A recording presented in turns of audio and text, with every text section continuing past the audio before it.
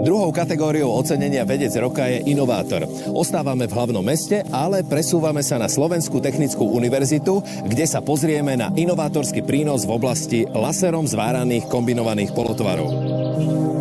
Vítam vás na Ústave technológie a materiálov Stranickej fakulty Slovenskej technickej univerzity. Ako vidíte, máme tu plaketu akademika Jozefa Čabelku. Jozef Čabelka bol nielen zakladateľom Výskumného ústavu Zvárackého a Ústavu materiálov a mechaniky strojov, ale taktiež Ústavu mechanickej technológie ešte v roku 1942.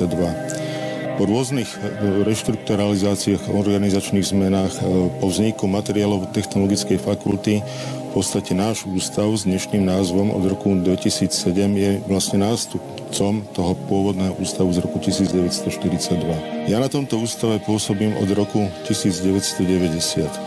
Venujem sa v podstate všetkému, čo súvisí s tvárnením, kovou, ale aj nekovou, konkrétne plošnému tvárneniu, objemovému tvárneniu, tvárneniu za tepla, za studena, konštrukcii tvárniacich nástrojov, konštrukcii tvárniacich strojov.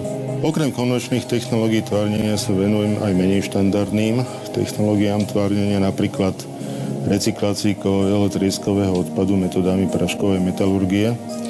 Je to taká technológia, ktorá vlastne rieši spracovanie trieskového odpadu v mieste jeho vzniku na hotové produkty. Ďalšou takou oblasťou je tvárnenie a ťahanie švových rúr z austenických ocelí s veľmi malými priemermi.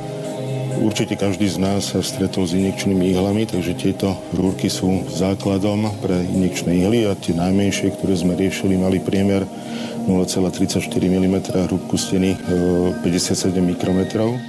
Treťou takou témou je tvárnenie bimetalických prítlačkov, ktoré sú vlastne tvoria spojovacie prvky pre novo vyvíjanú technológiu spájania nemetalurgicky spojiteľných materiálov.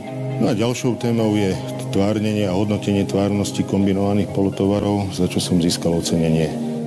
Tieto kombinované polotovary majú tú vlastnosť, že sú zložené z viacerých častí a sú základom výlistkov nosnej štruktúry automobilov a sú na ne kladené osobitné požiadavky.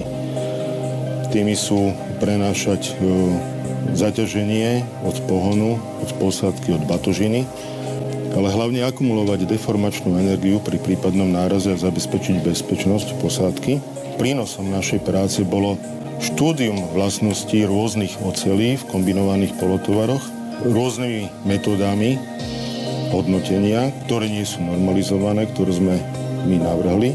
Na základe týchto výsledkov vieme predikovať polohu zvaru, orientáciu zvaru a taktiež orientáciu jednotlivých častí kombinovaného polotovaru tak, aby pri hraničnom pretvorení nevznikali trhliny a nevznikali nepodárky.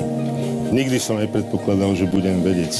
Nebolo to mojou ambíciou byť vedcom, ale v podstate každá práca, ktorú robím, tak vychádza z nejakej podstaty, z nejakého postupu, možno aj vedeckého.